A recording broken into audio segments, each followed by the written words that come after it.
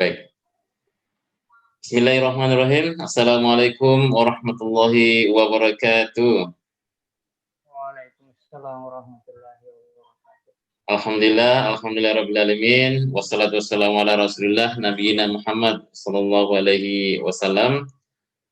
Teman-teman sekalian, para pecinta buku di seluruh dunia yang sangat mengembari membaca buku, alhamdulillah kali ini penerbit Syahada hadir kembali dalam sebuah segmen baru, yaitu segmen dialog buku yang sebelumnya pernah kami adakan secara mandiri, yaitu kegiatan membaca buku, dan kali ini kami akan melibatkan langsung para penulisnya, menghadirkan langsung penulisnya dalam sebuah dialog malam ya, dengan labeling dialog buku. Nah, pada edisi perdana ini alhamdulillah teman-teman sekalian, kita menghadirkan seorang penulis luar biasa dari Tanah Luwu ya, dari Tanah Luwu. Beliau adalah Bapak Ali Ahmad Opu Mangika. Halo Pak, Assalamualaikum Pak. Waalaikumsalam warahmatullahi wabarakatuh. Alhamdulillah, senang sekali ya berjumpa di tengah pandemi, kita jarang komunikasi Pak ya. Ya, ini yang sekian bulan atau tahunan ya. Tapi sehat-sehat Pak ya. Alhamdulillah sehat. Alhamdulillah sehat-sehat, kita juga sehat-sehat. Para penulis-penulis Syahada juga tetap aktif Pak nulis. Bahkan di masa pandemi banyak penulis-penulis yang berkarya, melahirkan karya dan gerakan-gerakan literasi. Baik, teman-teman sekalian, Pak Ali Ahmad Opu ini saya enaknya panggil apa ini Pak? Pak Ali, singkatnya. Iya. Pak Ali saja ya, baik. Pak Ali ini pernah menerbitkan buku di penerbit Syahada, teman-teman sekalian ya. Bukunya, aduh, ini tidak kelihatan karena saya pakai background. Nah, ada yang dipegang oleh Pak Ali ya. Nah, buku yang diterbitkan oleh Pak Ali ini adalah Revolusi Penyembuhan Diabetes, atau dengan judul besarnya Sembuh Diabetes, Kisah Sukses Seorang Istri Melawan Diabetes ya. Ada judul kecilnya itu 13 tahun terapi hormon insulin itu bisa dihentikan hanya 3 hari dengan ketofastosis lifestyle. Nah, teman-teman sekalian, tentu penasaran ya, bagaimana buku ini bisa terbit di Syahada ya. Nah, tentu kita akan menanya dulu kepada Pak Ali ini sebelum masuk ke konten bukunya ya, sebelum masuk ke konten bukunya. Pak Ali sekarang masih di Tanah Luwu ya Pak? Masih ya, alhamdulillah. Masih. Di Palopo? Masih di Palopo. Oke, baik. Pak Ali, kenapa menerbitkan buku ini? Ini pertanyaan penting ini. Ini panjang sejarahnya ini. Ya. Kira-kira tahun 2004 yang lalu, sekitar 6 tahun yang lalu, itu dokter memvonis istri saya diabetes, dan menurut penjelasan dokter itu penyakit tidak akan sembuh. Ketika saya bertanya tentang terapi insulin, kapan bisa dihentikan? Menurut dokter, selama istri saya hidup atau masih mau hidup, dia harus terapi insulin. Artinya ini sepanjang hidupnya dia harus terapi insulin dan itu tidak menyembuhkan penyakit diabetes. Nah, kenyataannya dengan gaya hidup baru, gaya hidup ketofastosis, memadukan antara menjadikan lemak sebagai bahan bakar dengan cara puasa, itu bisa dihentikan itu insulin yang sudah 13 tahun dan penyakit diabetes juga sembuh, luar biasa. Padahal dokter sudah vonis tidak akan sembuh. Iya. Nah, jadi itu yang melatar belakang, dan ini ya kegembiraan yang luar biasa. Jadi buku ini adalah buku yang berisi tentang pengalaman hidup Bapak ya, atau pengalaman hidup istri yang dituangkan bagaimana usaha seorang suami menyembuhkan istrinya ya.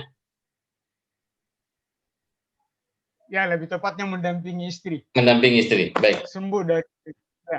Nah, kenapa mesti harus dituangkan dalam sebuah buku, Pak? Iya. Jadi saya pikir pernyataan dokter 16 tahun yang lalu itu bukan pernyataan pribadi.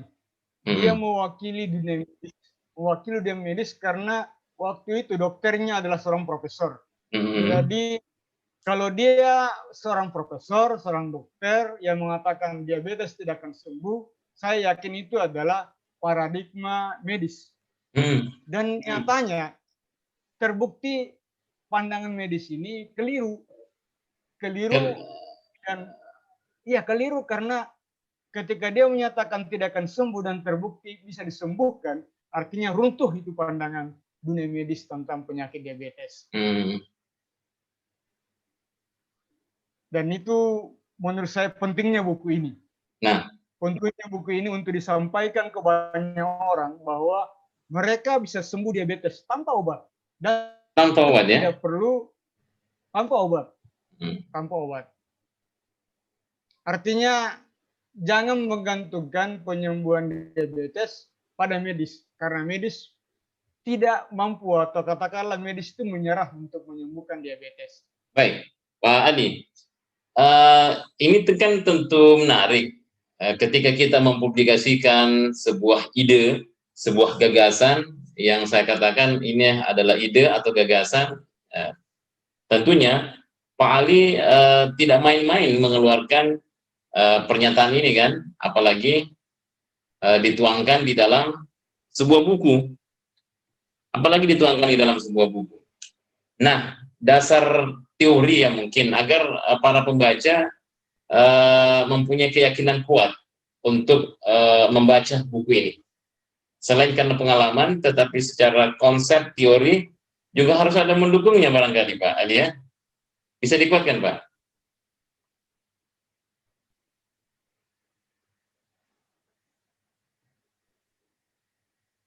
Bisa diulang.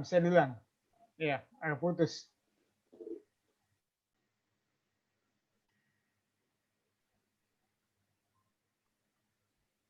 Oke, kita sambung Pak ya. Pak Ali. Kita sambung. Izin Pak Ali.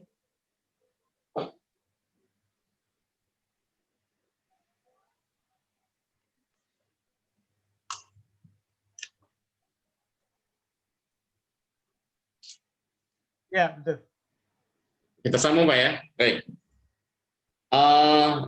Tentu ini adalah sebuah keberanian untuk menentang pandangan ahli. Nah, untuk menerbitkan buku ini, mempublikasikannya sebuah karya, tentu butuh pertanggungjawaban yang kuat Pak Ali ya.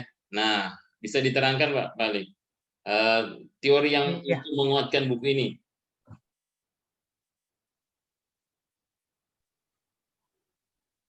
Sebetulnya ini sangat sederhana. Jadi saya melihat dunia medis membuat persoalan justru jadi rumit. Karena diabetes mellitus tipe 2 sebetulnya hanyalah persoalan resistensi insulin. Nah, resistensi insulin itu ada kaitannya dengan kadar insulin yang tinggi namun tidak mampu berfungsi mengatur glukosa darah. Nah, di dunia medis atau katakanlah kalau kita ke rumah sakit, fokus masalahnya yang mereka hadapi adalah bagaimana menurunkan gula darah. Padahal itu bukan pangkal masalah. Pangkal masalah adalah resistensi insulin. Jadi yang harus diselesaikan adalah bagaimana menyelesaikan resistensi insulin. Jadi sebetulnya ini masalahnya sederhana. Cuma karena ini sudah menjadi baku pandangan dunia medis, mereka tidak mau bergeser dari pandangan yang sudah lama. Jadi sederhana sebetulnya persoalannya. Oke. Kalau bicara tentang buku ini, di dalamnya, di bagian manakah Pak, ya, di bab berapa Bapak menguatkan konsep itu atau meruntuhkan konsep dari tim medis yang sudah bertahun-tahun ini? Di bagian bab mana itu Pak? Karena ada beberapa bab ya, Ya, betul. ada bagian 1 dan bagian 2 serta bagian 3. Di bagian mana itu Pak? Agar ini teman-teman ketika mau membaca buku ini. Saya pikir saya sebar di semua bab. Oh gitu. Ya, di semua bagian ini saya sebar pemahaman-pemahaman yang sebetulnya sederhana menurut saya, yang bisa menyelesaikan problem orang-orang modern, dan juga memberi kita pencerahan bahwa problem kita sebetulnya adalah kita terlalu bergantung dengan obat. Nah, karena terlalu bergantung dengan obat, kita ini terlalu banyak mengkonsumsi obat yang sebetulnya tidak berguna. Hampir semuanya di bagian buku ini adalah bercerita tentang apa yang harus dilakukan. Nah, itu poin pentingnya. Nanti Bapak cerita ya Pak ya, apa-apa saja yang harus dilakukan oleh masyarakat modern yang saat ini memang menggantungkan hidupnya pada obat, apalagi kalau dia sudah mempunyai jaminan kesehatan gitu.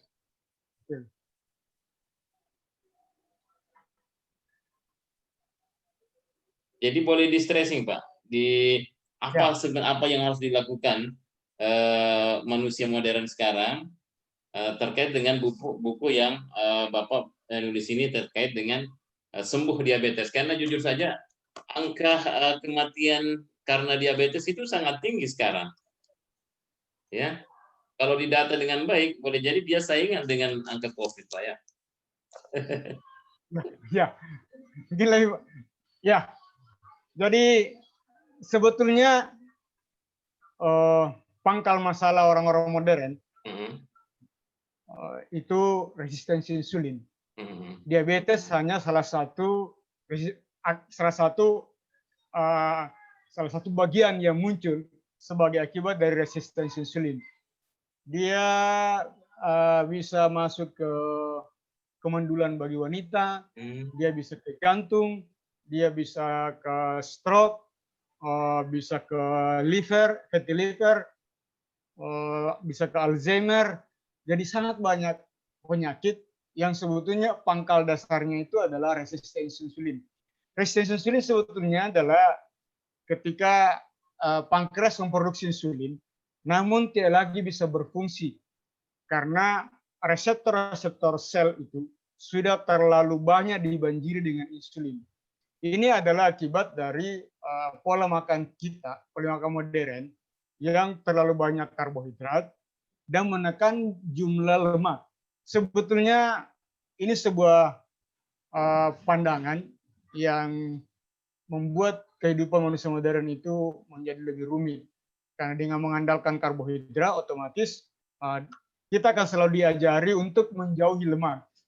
Nah, ketika orang menjauhi lemak, otomatis dia akan menikmati banyak karbohidrat. Dan insulin akan selalu banyak dalam darahnya. Itulah pangkal awal dari resistensi insulin. Itu Bapak tulis di bagian 1 pada buku ini kan? Yaitu kebiasaan makan berkarbohidrat berlebihan, kemudian keseimbangan hormon, dan nah ini yang menarik Pak. Gimana itu maksudnya kebiasaan meremehkan resiko penyakit? Iya, kita ini kalau makan, jadi menganggap makanan itu sebagai kesenangan. Jadi kadang-kadang kita mengajak kawan-kawan kita untuk bersenang-senang dengan makanan, atau kita tidak enak, merasa tidak enak, merasa sungkan kalau kita tidak makan ketika diajak makan. Nah, sebetulnya jauh sebelumnya orang-orang Yunani sudah mengingatkan makanan itu adalah obat, atau obat terbaik itu adalah makanan. Nah, ya, bukan sebaliknya Pak ya. Itu adalah obat adalah makanan adalah obat, obat terbaik adalah makanan. Ya, bukan sebaliknya, justru obat menjadi makanan. Ya, jadi makanan adalah obat. Nah, kalau makanan adalah obat, semua obat punya kadar. Ya. Dan punya waktu untuk dimakan. Itu aturan obat. Jadi tidak ada obat yang boleh dikonsumsi seenaknya. Kita ketika tidak menganggap makanan itu sebagai obat, maka orang leluasa makan kapan saja. Otomatis itu sudah overdosis. Secara pengobatan, seringkali manusia modern ini melakukan pengobatan yang overdosis. Jika dia makan kapan saja dan tanpa kadar yang jelas, itu problemnya. Nah, itu yang dimaksud dalam tulisan Bapak bahwa meremehkan risiko penyakit, Pak ya. Benar. Nah, ini juga menarik. Emosi yang merusak, apakah memang memicu diabetes itu, Pak, atau gimana? Atau penyakit secara keseluruhan? Ya, itu sebetulnya sebuah lingkaran. Jadi emosi itu memicu penyakit, atau orang sakit itu emosinya menjadi tidak stabil. Ini sebetulnya suatu siklus yang kadang-kadang susah untuk meletakkan mana sebetulnya yang jadi awal. Tapi umumnya orang-orang yang resistensi insulin itu emosinya susah terkontrol. Jadi secara mental mereka akan sakit, dan kita akan mengatakan bahwa orang-orang diabetes secara emosional itu sakit. Ya. Menarik ini, ya. Nah, Pak, dari tadi yang Bapak sampaikan itu karena adanya kebiasaan orang makan, kebiasaan meremehkan penyakit, kebiasaan merusak keseimbangan hormon sendiri. Nah, itu kebiasaan. Nah, pertanyaan sekarang adalah menentang ini. Ini kan sebuah pertanyaan, apakah itu memang sulit mengubahnya? Atau ada trik dari Bapak di dalam buku ini bagaimana mengubah kebiasaan-kebiasaan ini? Katanya orang Bugis, lele bulu, palele besang. Ya. Lele mua besangnya, habis apa lele. Ya. Jadi untuk merubah suatu kebiasaan, kita harus membuat satu kebiasaan baru. Ya. Hanya itu caranya. Kalau kita tidak punya solusi merubah kebiasaan itu dengan kebiasaan yang baru, maka orang akan menganggap kebiasaan dia itu selalu benar. Jadi apa yang mereka sudah lakukan itu sudah benar. Dan menganggap mereka benar karena itu sudah biasa. Ya, begitu cara pandang orang-orang tentang kebiasaan. Mereka benar karena itu biasa. Nah, baik. Ini jadi teman-teman sekalian, di dalam buku ini sebuah motivasi bagaimana kita keluar dari kebiasaan lama, ya.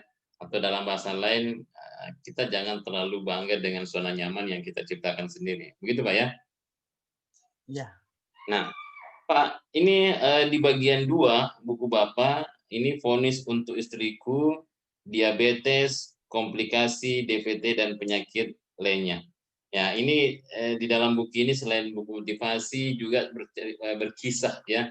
Nah, yang ingin kita ambil sebagai pelajaran dari kisah istri Bapak, ya, bagaimana kisah paling rumit Bapak menghadapi diabetesnya istri, puncaknya, sehingga Bapak masuk ke dalam wilayah stres barangkali menghadapi kan lumayan 13 tahun mendampingi istri, itu bukan pekerjaan mudah, Pak. Itu bukan pekerjaan mudah, itu butuh perjuangan dan logika berpikir yang waras. Karena kalau sudah tidak waras mendampingi 13 tahun dalam keadaan seperti itu, apalagi beberapa aspek mungkin menyebabkan kita berpikir pendek. Di mana itu? Poinnya di mana itu, Pak? Ini saking lamanya. Ya. Jadi saya sudah tidak bisa lagi mengatakan bagian yang mana, tapi saya mengingat bahwa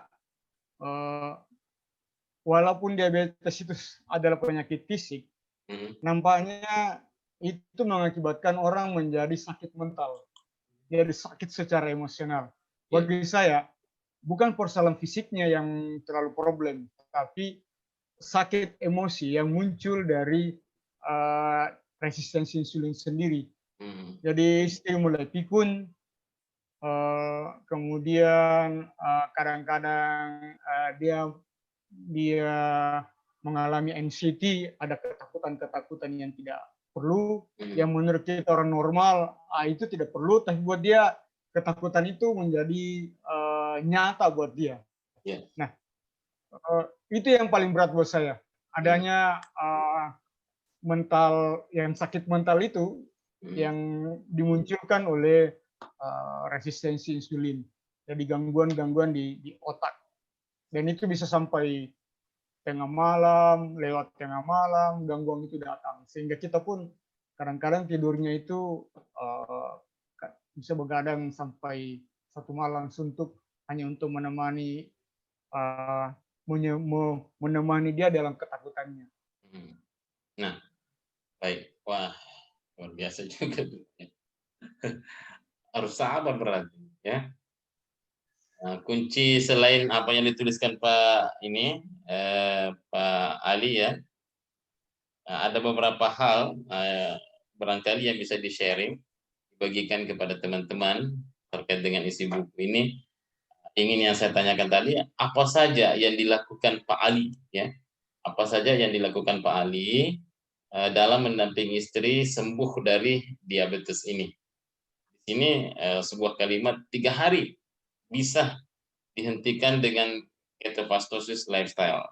Kalau dari buku di depan saya ada beberapa hal yang Pak Ali lakukan, 1, 2, 3, 4, 5, 6, 7, 8, 9, 10, 11, 12, 13, 14 hal yang Bapak lakukan.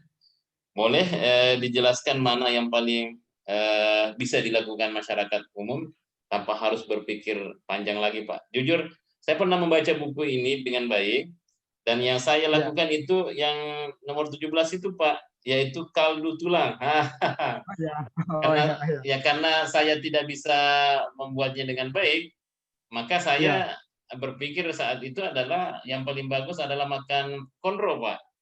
Itu termasuk, Pak ya? Saya makan konro dan makannya tanpa nasi. Kenyang, Pak, kenyang. Dan alhamdulillah gerak fisik saya itu tidak terlalu berat, ringan rasanya. Alhamdulillah. Bapak boleh memulai dari kaldu tulang dulu. Apa yang harus dilakukan orang untuk menghindar atau sembuh dari diabetes ini? Dari kaldu tulang dulu, Pak. Kenapa harus makan kaldu tulang? Jadi ini sebetulnya ada namanya puasa. Puasanya itu di kita ini sebut puasa intermittent fasting. Jadi dia bukan puasa spiritual, dia puasa diet. Jadi puasanya itu kita tidak makan jam 8 malam hingga jam 12 siang. Nah, umumnya cara makan yang biasa itu adalah ada sarapan pagi. Di kita ini untuk penyembuhan diabetes justru sarapan pagi itu ditiadakan.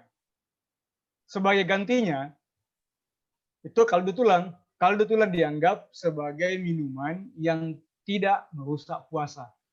Itu mengapa harus kaldu tulang itu ada.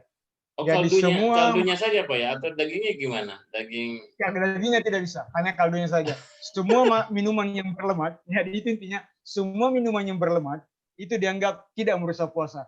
Minum kopi campur PCO, campur minyak, minum kopi campur butter, minum kopi campur lemak, atau minuman berlemak, semua yang berlemak itu dianggap tidak merusak puasa. Itulah pentingnya itu kaldu tulang. Kaldunya saja, Pak ya? Kaldunya saja, tidak dagingnya. Oh, tidak dengan daging? Tidak dagingnya, untuk pagi hari. Untuk pagi hari. Oh, untuk pagi hari. Untuk pagi hari. Iya. Jadi sebaiknya teman-teman yang ingin sembuh baik, makanya sarapan paginya itu hilangkan kebiasaan makan nasi goreng pagi-pagi, nasi kuning pagi-pagi. Yang paling bagus adalah itu tadi kaldu tulang, ya. Kaldu tulang atau minum kopi campur lemak, campur minyak, semua yang berlemak. Oh, gitu ya. Di pagi hari. Ya. Kalau coklat bisa Pak ya? Coklat ada campuran karbonnya, Oh, baik-baik. Dia harus murni berlemak. murni berlemak. Sip, sip, Ya, sip. murni Mantap. berlemak. Nah, itu untuk kaldu tulang ya. Nah, terkait dengan tadi makan 8 jam, puasa 16 jam, gimana maksudnya itu, Pak? Makan 8 jam, puasanya 16 jam. Ya, ya. Gimana itu? Ya, itu yang dimaksud. Jadi kita berhenti makan jam 8 malam dan mulai makan jam 12 siang.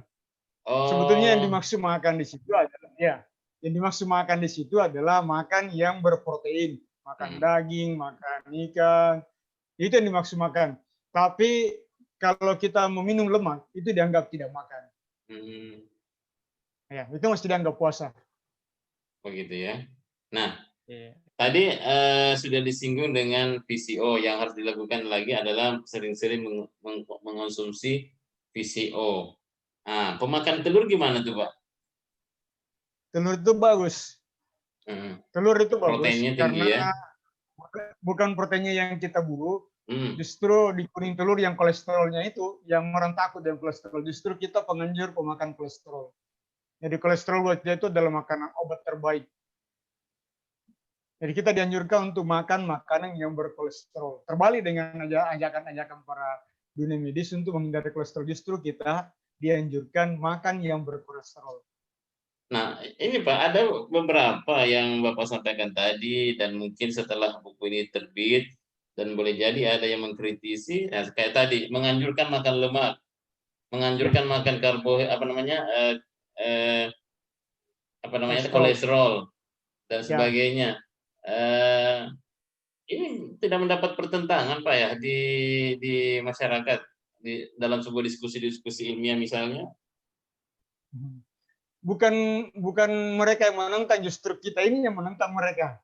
Oh, gitu. Justru kita ini yang menentang mereka. Mereka itu sudah baku, mereka sudah mainstream, sudah banyak pengikutnya, mereka sudah kokoh. Kita datang mengatakan pandangan mereka itu harusnya sudah runtuh. Terus Mereka sudah tidak disertai bukti. Kalau ada yang mengatakan bahwa pandangan ini justru keliru karena masyarakat awam pahamnya seperti itu, Pak, gimana menjelaskan ke masyarakat ini? Kalau dengan hanya membaca buku ini, itu kan komunikasinya komunikasi satu arah saja, ya. Ataukah di dalam buku ini sudah dijelaskan sedetil itu sehingga masyarakat tidak perlu lagi bertanya-tanya dengan membaca buku ini, gimana? Kita bicara bukti. Ya. Jadi kita bicara fakta. Pertama, kita bicara diabetes dulu. Dunia medis mengatakan diabetes itu tidak sembuh. Ya. Orang-orang itu satu tentang diabetes. Orang-orang ke dokter diperiksa kadar kolesterol tinggi. Dianjurkan menghindari makanan berlemak, menghindari makanan berkolesterol. Tapi itu juga tidak menyembuhkan dia punya penyakit kolesterol. Itu fakta. Orang-orang penyakit jantung, ikuti saran dokter, tidak makan, tapi faktanya mereka tetap tidak sembuh-sembuh. Artinya, dunia medis itu sebetulnya tentang penyakit resistensi insulin ini, mereka tidak memberi bukti. Nah, kita datang memberi bukti. Mari kita buktikan siapa di antara kita yang bisa membuktikan kebenaran. Mereka yang ada di aliran mainstream, atau kita yang mengatakan sesuatu yang baru ini, katakanlah kita ingin merombak mereka punya pemikiran. Kita sama-sama memberikan bukti.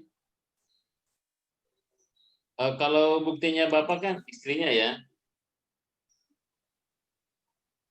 ataukah sudah banyak bukti-bukti lain yang selain dari istrinya Bapak misalnya yang ada di dalam buku ini?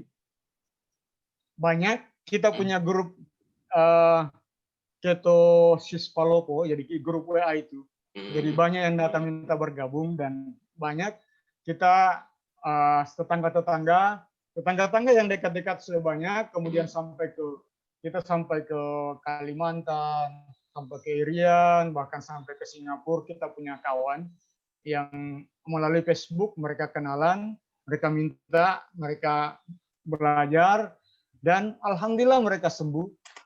Banyak yang sudah sembuh, dan itulah kelebihan kita ada di media sosial, sampai yang jauh pun bisa. Banyak yang bisa disembuhkan. Nah, ternyata ada sebuah komunitas, Pak ya, yang membuktikan banyak hal tentang perbedaan pendapat mainstream yang ada pada di dunia kesehatan. Yang Bapak sebutkan tadi adalah sebuah kelompok, apa nama grupnya, Pak? Ketopastosis. Ketopastosis. Ya, LS. KFLS. Itu sudah se-Indonesia, Pak ya? Atau gimana? KFLS itu sudah besar di Indonesia, dan itu sebetulnya punya jaringan internasional. Lumayan besar. Dokter banyak. Kita punya kawan-kawan dokter itu banyak. Jadi masyarakat umum yang ingin bertanya, konsultasi, bahkan bagaimana mempercepat proses kesembuhan, bisa di komunitas ini, Pak ya? Ya, misalnya kita juga secara lokal ada. Pendaftarannya gimana, Pak? Cara daftarnya gimana? Langsung saja di WA saya, atau ada kita bikin grup WA, ada juga di Facebook. Saya buat beberapa grup, ada grup diabetes solusi keto, ada juga Ger Anxiety solusi keto, ada Keto Palopo, itu di grup Facebook. Kemudian kalau mau langsung ke WA, ada juga WA kita buat untuk Pak, grup. bisa sebut, Pak? Bisa sebut nomor WA-nya, sebut pelan-pelan supaya yang mendengarkan ini. WA saya bisa, nanti saya masukkan di grup WA saya. Disebut saja, Pak, secara lisan tapi pelan-pelan. WA saya 081 342 129 284. Baik, teman-teman sekalian. Teman-teman sekalian yang mau konsultasi langsung dengan Pak Ali sebagai penulis buku Sembuh Diabetes, Kisah Sukses Seorang Istri Melawan Diabetes, ini hanya kasus yang beliau tuliskan dalam ini, meskipun banyak kasus-kasus lain yang sembuh dengan metode ketopastosis lifestyle ini. Nah, teman-teman sekalian, kita ingin mendengarkan nih dari Pak Ali, meskipun beliau tidak menyampaikan secara keseluruhan isi buku ini. Sekarang gimana, Pak? Kondisi istri, perkembangan sebelum sembuh dan setelah sembuh, gimana? Jadi alhamdulillah, saya secara pribadi itu tidak ada alasan untuk ikut gaya hidup istri. Tapi dengan kesembuhan istri, dengan sehatnya istri, saya merasa justru dia lebih sehat dan saya harus ikut ke dia. Karena itu saya juga ikut. Ya. Ini sudah tahun kedua saya ini, saya ikut. Istri sudah tahun ketiga. Itu dukungan, dan alhamdulillah kita bisa lebih sehat dengan gaya hidup ini. Jauh lebih sehat. Iya. Saya pernah melihat foto istri sebelum sembuh dan sesudah sembuh ya, Pak ya.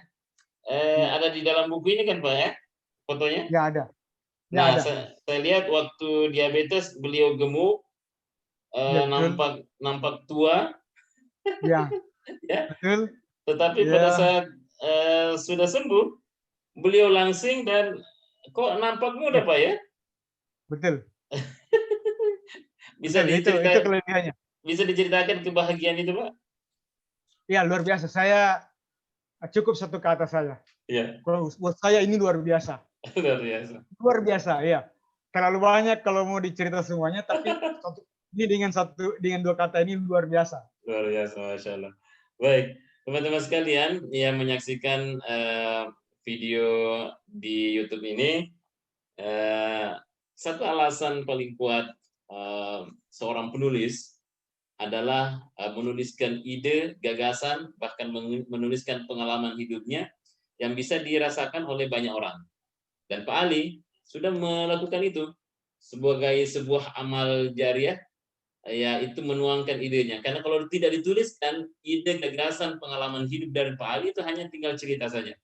Tidak ada yang mendapatkan manfaatnya. Nah, oleh karena itu teman-teman sekalian, bagaimana memperoleh buku ini, Pak Ali? Kalau karena jujur di penerbit Syahada stoknya tidak ada, hanya sampel saja ini. Gimana Pak Ali untuk mendapatkannya? Saya juga tinggal ini juga, tinggal mau dicetak ulang. Oh, Mungkin edisi revisi. Ini butuh edisi revisi. Ya. oh, sudah habis Pak, sold Ini out ya? habis. Ini kita karena kita bagi sebagian besar kita bagi karena banyak yang butuh, benar-benar banyak yang butuh. Banyak orang yang sakit diabetes. Baik. Jadi tunggu teman-teman sekalian yang ingin memiliki buku ini, ya sembuh diabetes, maka harus menunggu proses pencetakan Ya, ulangnya. Akan direvisi beberapa betul. bagian Pak ya? Ya, betul. Ya, ada beberapa kata yang perlu diperbaiki. Ya. Baik. Alhamdulillah luar biasa. Sudah lebih dari 30 menit kita berbincang dengan Pak Ali. Beliau adalah penulis buku yang aktif dan sudah 2 buku Pak ya yang diterbitkan di penerbit Syahada. Tiga di Syahada. 3. Yang pertama ini. Bukan. Yang pertama Manusia Surgawi. Ini yang kedua. Aduh, saya lupa. Yang kedua. Ya. Ini yang kedua. Dan yang ketiga adalah yang ketiga adalah hormon seks dari kolesterol. Oke, suatu saat kita akan bahas kedua buku itu Pak ya. Ya, hormon seks dari kolesterol. Suatu saat, maaf ya, saya yang owner penerbit karena saking banyaknya buku yang sudah diterbitkan karena saya lupa. Dan insya Allah teman-teman sekalian, kita akan membincang buku Pak Ali 2 yang berikutnya di suatu waktu ketika ada kesempatan lagi. Yang jelas teman-teman sekalian, sembuh dari diabetes itu bisa. Yang penting adalah kebiasaan-kebiasaan harus diubah, pola makan, pola hidup sehat dan sebagainya. Jangan tergantung pada obat. Kalau sakit tidak harus berobat, tetapi mengubah cara hidup, pola hidup. Tetapi yang penting adalah cara berpikir yang positif. Begitu Pak Adi ya? Betul. Baik, teman-teman sekalian, giatkan berliterasi, membaca buku, karena dengan membaca kita bisa menguasai dunia. Ya, dengan menulis kita bisa mengubah dunia. Begitu Pak Ali ya? Baik, kami ucapkan terima kasih banyak kepada Pak Ali atas kesiapannya, kesediaannya berbagi dengan kita semuanya tentang bukunya. Jadi teman-teman sekalian yang ingin memiliki buku ini tunggu edisi revisinya. Maaf Pak, bisa berbicara teknis, harga jualnya berapa ini Pak biasanya? Saya sudah lupa juga ini. Yang saya ingat-ingat 85.000 Pak. 85.000 ya? Wah, alhamdulillah masih ingat ya. Ya. Baik. 85.000 itu bukan harga yang mahal untuk sebuah ilmu, ya. Jadi teman-teman sekalian, sekali lagi yang mau memiliki bukunya, tunggu edisi revisi dari Pak Ali ya. Baik, kita akhiri Pak Ali, terima kasih banyak sekali lagi atas kesediaannya bergabung bersama kita di dalam dialog buku dari penerbit Syahada pada malam hari ini. Kami akhiri dengan ucapan Assalamualaikum warahmatullahi wabarakatuh. Waalaikumsalam warahmatullahi wabarakatuh.